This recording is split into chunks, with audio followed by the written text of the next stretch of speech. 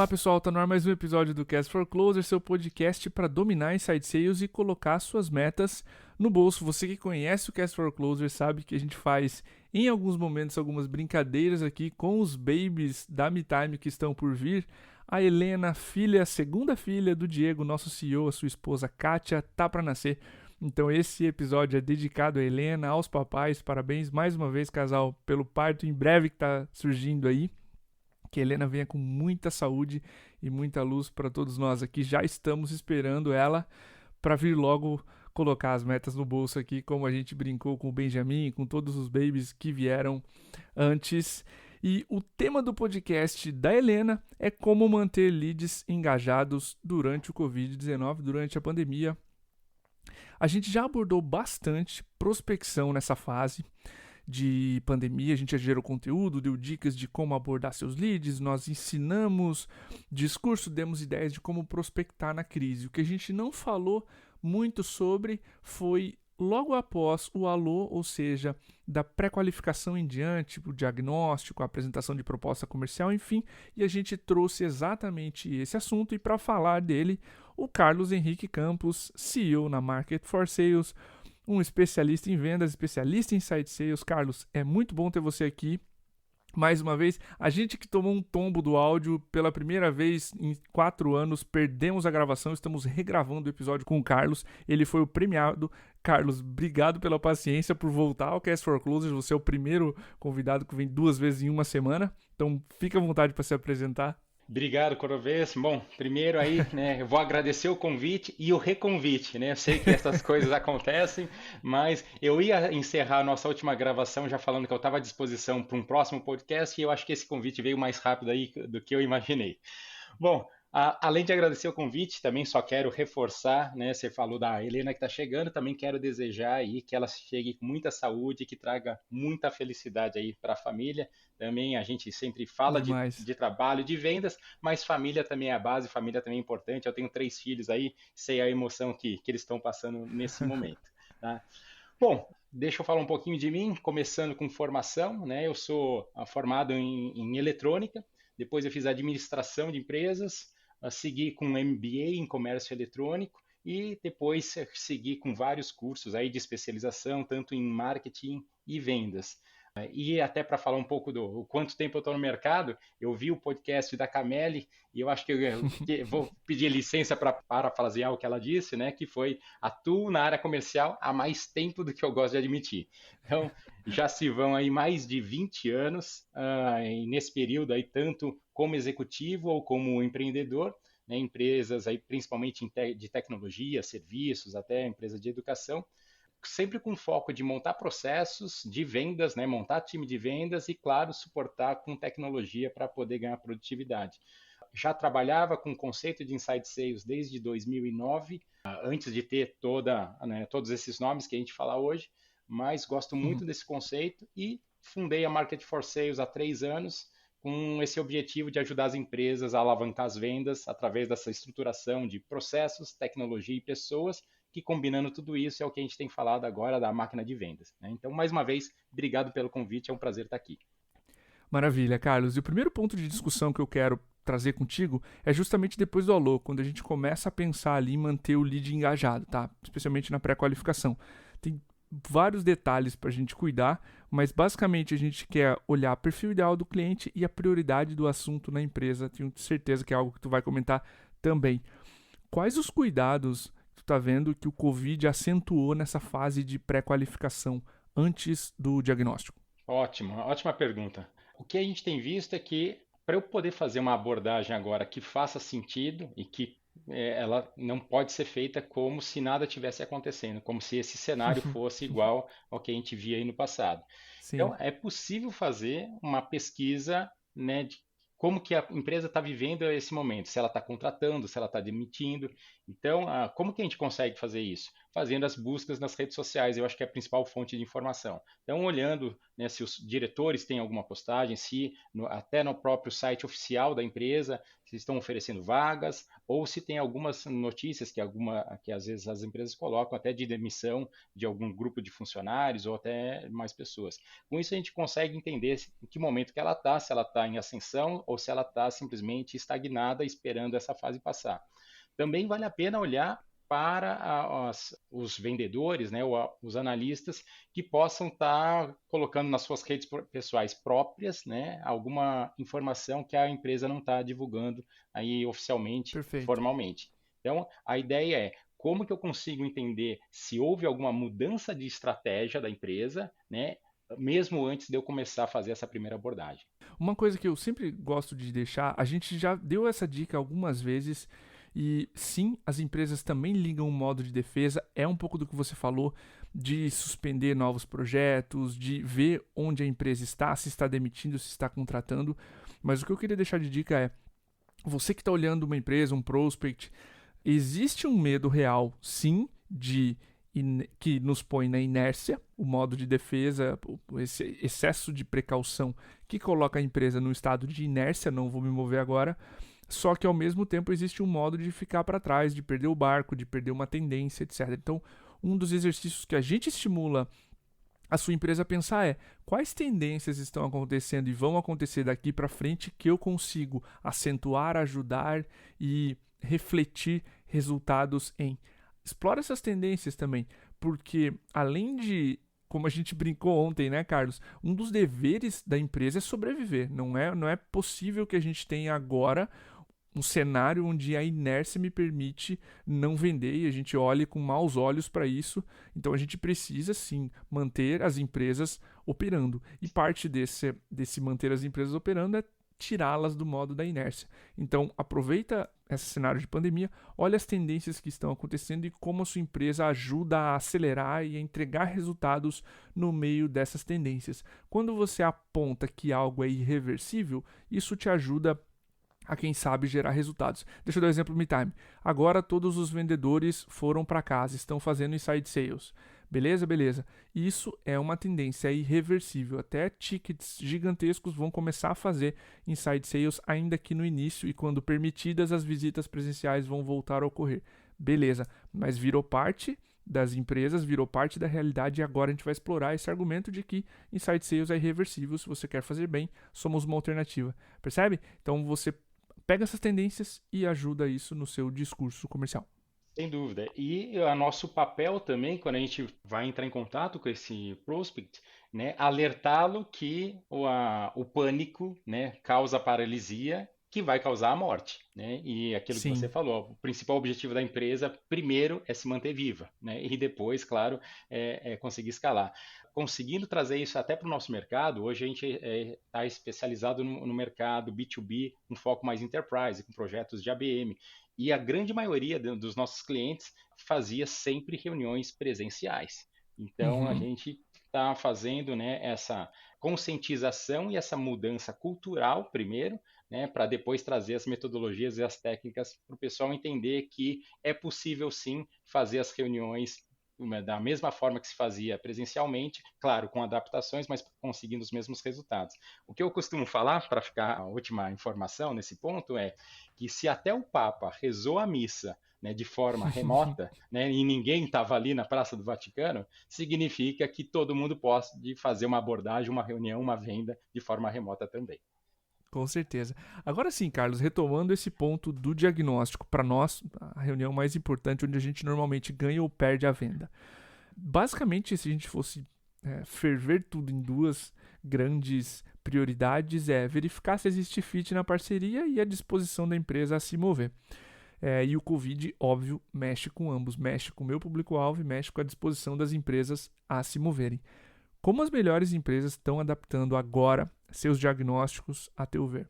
Bom, um dos principais pontos para conseguir fazer um bom diagnóstico é ter a simpatia, né, o engajamento, a empatia junto com o prospect. Então, aquela regra do Perfeito. rapport, ela continua valendo sempre, porque se eu for fazer o diagnóstico, eu vou precisar obter informações e eu só consigo conectar com esse meu potencial prospect para levantar essas informações, se ele sentiu confiança comigo. Então, como que a gente faz isso nesse cenário agora? Eu não posso me mostrar totalmente não satisfeito ou coerente com o ambiente que a gente está vivendo agora. Então eu tenho que entender que o cenário mudou e eu estou preocupado com ele, né? Eu tenho que valorizar o humano. Então a primeira abordagem é eu preciso mostrar que eu me importo com o cenário e sei que o cenário está diferente. Então eu quero entender como que ele está passando por essa fase, o que eles estão fazendo, né, para enfrentar esse momento, se está todo mundo bem de saúde, que aí eu já consigo me conectar para depois começar a levantar informações. Um dos pontos que vale a pena reforçar é que mesmo que eu tenha informações que eu levantei há semanas ou há meses, essas informações elas podem estar diferentes, ou certamente estarão diferentes porque o cenário mudou. Então, não adianta eu só fazer parte do meu diagnóstico porque eu já tinha levantado algumas informações. Eu vou ter que revalidar esse cenário que eu já tinha levantado para o momento Uhum. atual, para poder entender o que a empresa está fazendo, como eles estão enfrentando isso, e aí sim, quais as chances e oportunidades que eu tenho de ajudá-los a passar por algumas dificuldades que a gente possa ter encontrado. Uma das coisas que mais me chamam a atenção no diagnóstico bem feito a gente tem uma frase aqui na MeTime que eu até gostaria de deixar para as pessoas. A gente usa o GPCT como metodologia, né, de goals, plans, challenges e timeline, meta, plano, desafios e prazos. O G de goal, a gente normalmente começa o diagnóstico pensando, fulano, Carlos, se eu te ligasse em dezembro desse ano, maluco como tá, 2020, o que precisaria acontecer agora, da hora que a gente tá até o final do ano, pra você me dizer que foi um ano excelente, claro, dentro dos padrões de 2020.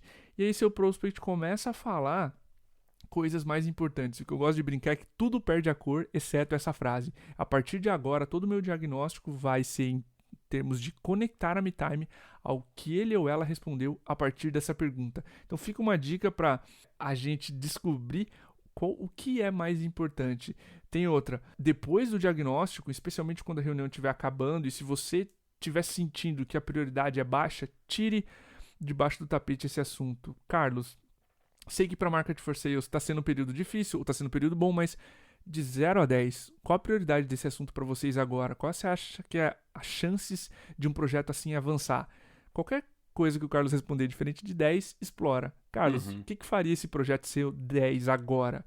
Porque aí sim você verifica se a meta é coerente com o plano, se a meta bate com o que você, empresa, consegue ajudar. E claro, você vê a temperatura, a disposição em se mover com essas duas perguntas, uma mais para o começo, outra mais para o final do diagnóstico, que são e que podem ser muito valiosas para a gente ajudar a fazer um bom diagnóstico, especialmente agora que o Covid jogou água no chope de todo mundo e a realidade mudou completamente.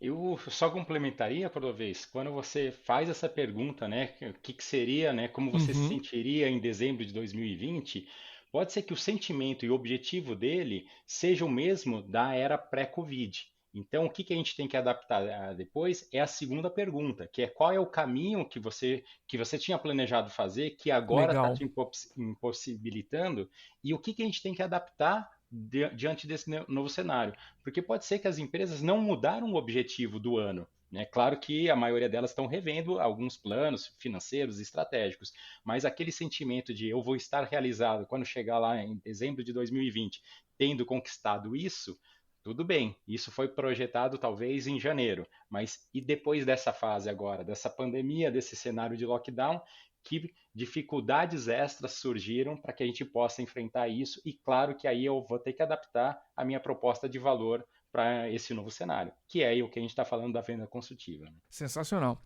O meu terceiro ponto, acho que é uma consequência natural de um diagnóstico onde a gente teve fit e teve prioridade, a empresa quer se mover, que é o avanço para uma proposta comercial. Que dicas tu daria agora, Carlos, para a gente construir uma proposta comercial bem feita nesse momento, no meio desse caos? Bom, a dica para construir a proposta comercial, ela não é diferente do que a gente sempre tem que colocar como uma proposta, né? Ou seja, a primeira dica é nunca forçar a proposta.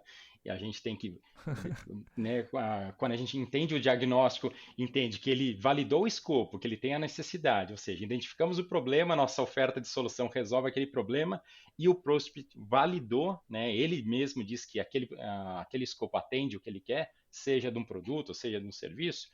Validei o budget com ele com ordens de grandeza, ele sinalizou que aquilo está mais ou menos dentro do cenário que ele possa pagar, aí sim eu vou encaminhar para a proposta.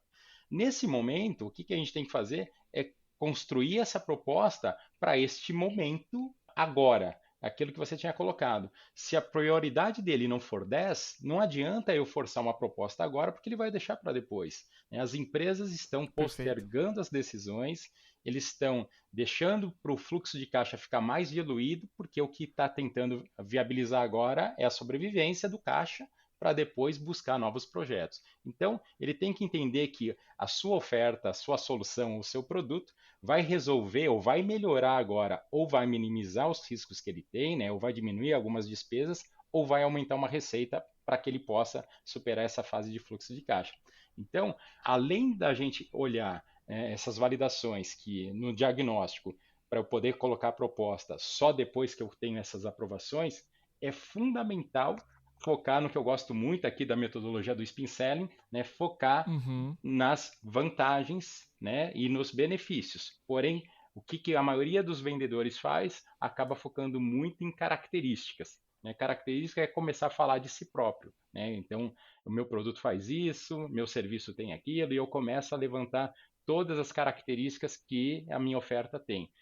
Por outro lado, se a gente falar só de vantagens, eu posso estar colocando muita informação na cabeça do prospect que para ele não vai fazer sentido. E o que a gente precisa, então, sempre destacar na proposta é quais os benefícios que ele tem com a minha solução que vão resolver os problemas dele. Só para trazer um exemplo, né, até pegando um gancho da nossa última conversa, vamos ver se eu lembro o exemplo, porque eu sempre crio na hora esses exemplos, né? Mas que eu gosto de contar nos treinamentos que a gente faz de técnicas de vendas, e é falar de academia, porque daí a gente tangibiliza aí até para o Boa. B2C mesmo, né? E depois a gente pode trazer outro aí de B2B. Quando eu vou numa academia, ou alguém vai contratar uma academia e chega lá na recepção, se a recepcionista que for apresentar os planos não fizer nenhuma pergunta e só começar a falar de todos os planos que ela tem, de todos os equipamentos, então vai falar que os equipamentos são de última geração, que a piscina é com água salinizada, que as salas de luta são preparadas e todas as características que vão fazer com que teoricamente eu tenha a escolha preferencial por aquela academia. E ela vai me falar também nos planos que estão inclusos, dá direito, que aí a gente falou de características. Depois as vantagens. Se você fizer esse plano, você vai poder frequentar todas as aulas de yoga, de pilates, de musculação e de Uhum. lutas e etc. Porém, se ela tivesse feito uma pergunta para entender que a minha necessidade, por eu trabalhar com um horário extenso, seria que eu só posso treinar à noite ou no final de semana, ela simplesmente falaria que as unidades que ela tem ficam abertas nesses horários, que é o benefício que faria com que eu tomasse a decisão de compra. Então, muitas vezes o que a gente vê é que os vendedores estão muito preocupados em falar das suas características, né, das suas funcionalidades dos seus sistemas ou dos seus produtos, depois começa a falar de um monte de vantagem, mas não foca naquilo que é o que vai fazer o prospect tomar a decisão, que é este benefício vai resolver o seu problema agora. E aí ele consegue mover. Eu já brinquei contigo ontem, né? Esse foi o capítulo de Spin Selling que mais me deixou em choque. Que assim, cara, como a gente fala em características e vantagens ao invés do benefício. Ele brinca no livro, o exemplo que ele usa é o do relógio, né? Esse relógio tem calculadora, hora mundial, calendário, fases da lua, luz para você acender e abrir uma porta com a chave, coisas que você tem. Aí você fala, só queria acordar na mesma hora, que é o benefício para você. E o vendedor está falando de vantagem, vantagem característica, sem falar que, assim como ele diz brilhantemente no livro, Neil Rackham, quando você fala muito sobre vantagens, o cliente fala, isso é caro, não é possível que isso caiba no meu bolso. Então essa argumentação toda para falar, coloque os benefícios na sua proposta, que é o que o cliente quer alinhado com o que você fornece. Para mim é uma das principais dicas para a gente ter uma proposta comercial. E Uhum, claro, como você falou, não acelerá-la, né? Achar que o PDF vai fazer uma coisa que a gente não conseguiu fazer na ligação. E aí vai sem dúvida. acontecer o que o Uhum. professor Alberto Couto, aqui de Floripa, sempre fala nas palestras dele, que é a face oculta da Lua, tá cheia de propostas comerciais que a gente enviou, ninguém olhou. Né, tá lá naquela caixa de spam, lá na caixa de entrada do lead 2 anos atrás e ninguém viu. Excelente. E para a gente reforçar que o Spin Selling, né, o livro é da década de 80. Então, ele continua muito Aham. atual, ou seja, todas essas metodologias de venda consultiva são totalmente possíveis de serem aplicadas e quando a gente combina com as novas tecnologias, a gente tem a obrigação de ser cada vez mais assertivo. Ótimo. O penúltimo ponto para a gente abordar cronologicamente é depois do envio da proposta, que é a reunião de fechamento. Alguns vendedores fazem logo na apresentação de proposta, e outros vendedores fazem isso numa reunião separada. A gente não quer entrar nesse mérito aqui nesse exato momento. A gente fez uma pesquisa aqui para entender como os gestores comerciais estão lidando com a pandemia, Carlos, e uma das ações mais populares é o tal do desconto. Sem entrar necessariamente nesse assunto, eu queria que tu me instruísse aqui como as empresas deveriam conduzir melhores fechamentos agora para ter um negócio na melhor condição possível. Pode, claro, entrar no desconto, pode abordar o aspecto que você quiser. O ponto é, como é que a gente deveria conduzir nossos fechamentos agora durante a pandemia? Perfeito. Bom, primeira coisa é a gente entender que existe uma cultura do desconto que eu chamo de desconto do ego, né? Aham. Então, tem muito comprador, né? Quem está do outro lado, criou-se a cultura que eu tenho que pedir desconto, custe o que custar, né? Que é só pelo fato de eu poder alimentar meu ego e eu conseguir me sentir bem. Então, o que que o vendedor tem que fazer e até olhando para esse momento? Claro, a gente está passando por um momento diferente, né? As empresas tiveram sim impactos financeiros, muitas tiveram que reduzir muito, né, seu corpo, né, de funcionários, sua equipe, e a gente tem que se adaptar a esses novos momentos.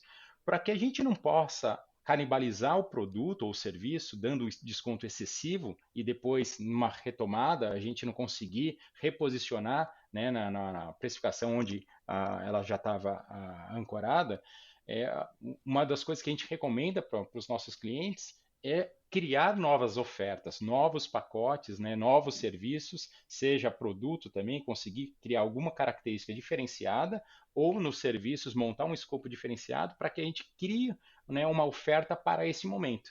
E aí você, claro, cria numa precificação que você acredita que vai ter mais aderência para esse momento, com condições de pagamento muitas vezes facilitadas, e aí você não precisa trabalhar com descontos excessivos, e sim simplesmente fazendo ajustes para que encaixe isso dentro do que o cliente vai colocar. Trabalhar o fluxo de pagamento, ele só vai ser possível se você também tiver com uma saúde financeira que permita você prorrogar alguns recebimentos. Senão, Legal isso. aí tem que ter esse ponto de equilíbrio aí, né, para entender o que o cliente precisa e aquilo que você consegue. Outro ponto importante é que o desconto por desconto, ele não pode existir.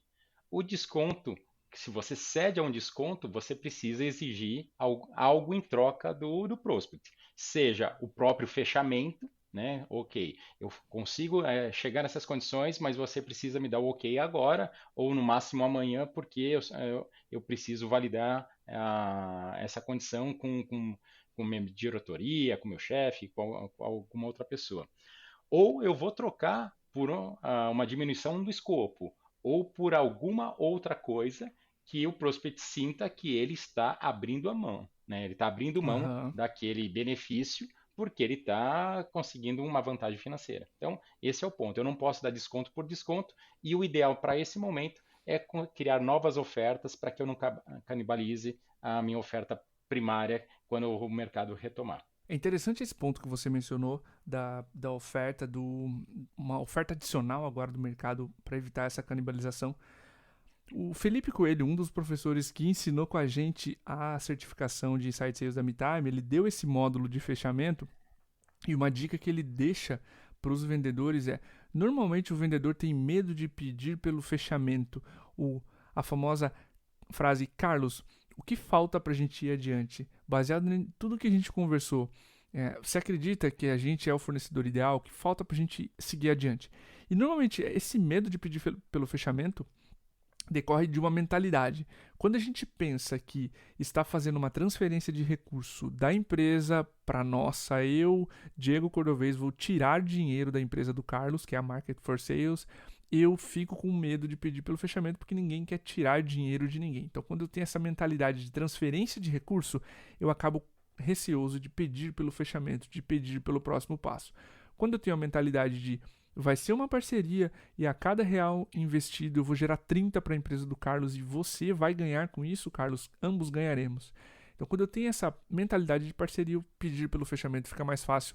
É uma das dicas que eu adoro, eu não tinha percebido antes da gente começar a estudar fechamento, etc., o quão difícil era quando o vendedor tinha essa mentalidade de transferência de recurso, pedir pelo fechamento. Depois que a gente estava conversando, gravando com o Felipe, cara, é verdade, surge muito.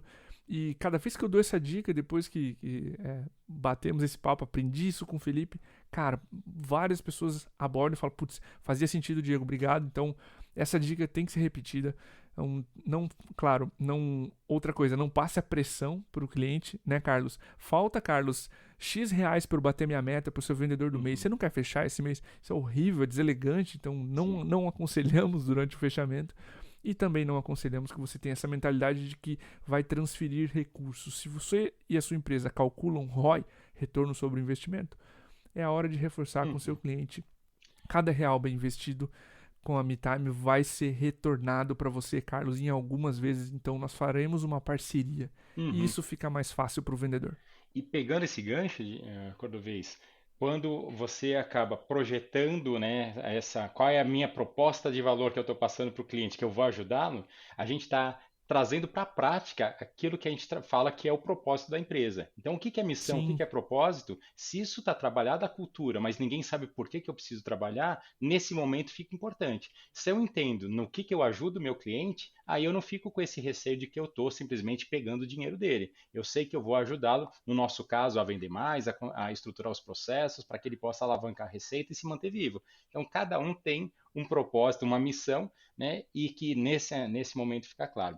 O que eu queria também complementar, quando você falou aí da pergunta que o que falta para a gente seguir adiante, eu gosto de separar em duas perguntas. E aí a gente consegue legal. entender se. Porque a objeção de preço, ela praticamente ela está em 100% das decisões. Né? Todo mundo vai achar que de alguma forma ela é mais daquilo que eu imaginava pagar ou que eu não vou ter budget. Então o que eu gosto de perguntar e fazer essa pergunta bem clara para o prospect. Se você, independente do valor do investimento, o que a gente conversou até agora faz sentido para você, resolve o seu problema, para a gente obter essa primeira confirmação. Para depois, porque nesse momento a gente isola o problema só para investimento. Falou, ok, então se eu já entendi que tudo isso aqui, você falou que ok, era só problema investimento, agora sim, vamos falar de investimento. E a gente separa se tinha alguma objeção de escopo ou de algum requisito, né, Legal isso. versus preço. Carlos, cara, só quero te agradecer pela participação, pelo tempo que tu dedicou 2 vezes ao podcast. Mais uma vez, obrigado pela aula.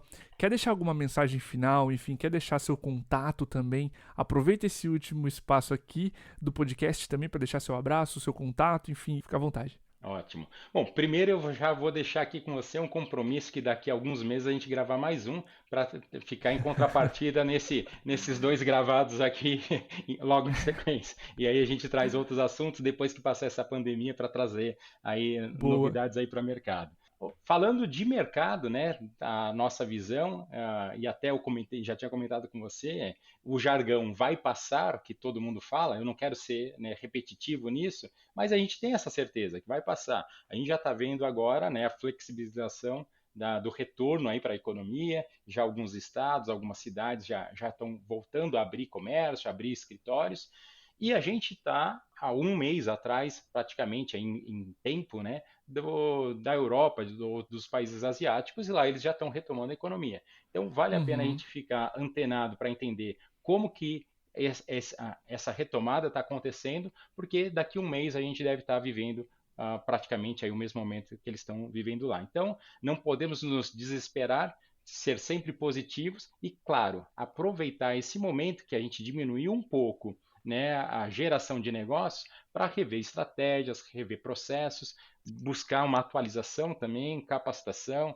né, fazer cursos, tem muito material aí na internet, muito material de webinar, de live, ler livros, o próprio curso da MeTime é muito bacana, tem outras plataformas como o HubSpot aí que estão com cursos muito bons, Uhum. alguns gratuitos, outros com condições especiais para esse momento, então vale a pena, pessoal, buscar essa atualização. O outro ponto que eu queria deixar claro é que a reinvenção que a gente precisa fazer para esse momento, ela é necessária. Então a gente tem que olhar para dentro de casa para poder ser produtivo. O que a gente fez na Market for Sales? A gente focou nichos que antes a gente não estava deixando um pouco inexplorado. A gente tem visto que agora está mais difícil a abordagem, né, principalmente prospecção outbound, né, nem todo mundo consegue fazer conexão com os leads, e a gente pegou um nicho e nos especializamos em ABM, em Account Based Marketing. Então, com isso, a gente começou a trazer projetos mais específicos que a gente está conseguindo fazer fechamentos mesmo durante esse período, que não significa que nos nossos projetos mais tradicionais a gente não retome isso em algumas semanas, como a gente vinha trabalhando ao longo do tempo. Então, foi sempre um prazer, né, bater esse papo com você. Fico à disposição para novas oportunidades e deixar o meu contato, né, meu LinkedIn, Carlos Henrique Campos. Pode seguir também a nossa página no próprio LinkedIn, que é a Marketing for Sales, também as nossas páginas aí, tanto Facebook e Instagram. A gente tem bastante conteúdo sobre dicas e técnicas de vendas no nosso blog e eu fico à disposição para quem quiser falar sobre esses assuntos de vendas, que a gente é apaixonado e sempre se diverte. Ontem a gente se divertiu bastante, hoje a gente repetiu a dose, por isso que eu falei, Exatamente. quando quiser conversar novamente sobre isso, será sempre um grande prazer e fica um recado aqui para todo mundo, vamos vender que o mercado precisa comprar e é assim que a gente transforma todo o nosso país e esse mundo. Maravilha, Carlos. Mais uma vez, muito obrigado. Obrigado a você que ficou até aqui com a gente, acompanhou o episódio até o final. Um abraço e até o próximo episódio.